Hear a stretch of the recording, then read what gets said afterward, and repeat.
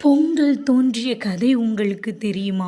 பகவத் புராணம் குறிப்பிடுவது, கோவர்தன் மலைக்கு பூஜை செய்த கோகுலத்து ஆயர்பாடி மக்கள் மீது கோபம் கொண்ட இந்திரதேவன் 3 மாதங்களுக்கு மழை பெய்ய செய்கிறார்.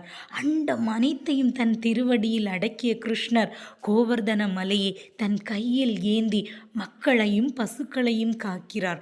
3 மாதங்கள் பசுக்கள் பால் கொடுத்து மக்களின் பசியை போக்கி காக்கின்றனர். மார்கழி முடியும் நாள் இந்திரன் தன் தவறை உணர்ந்து மழையை நிறுத்துகிறார். ஆயர்பாடியில் மக்கள் சேதமடைந்த தன் பொருட்களை வீதியில் வைத்து எரித்தனர். அதுவே போகி பண்டிகையாக நாம் கொண்டாடி வருகிறோம்.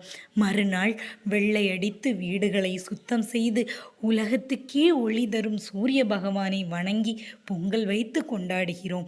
மறுநாள் மக்கள் பசியை போக்குகின்ற பசுக்களுக்கு விழா எடுத்து மாட்டுப் பொங்கலாக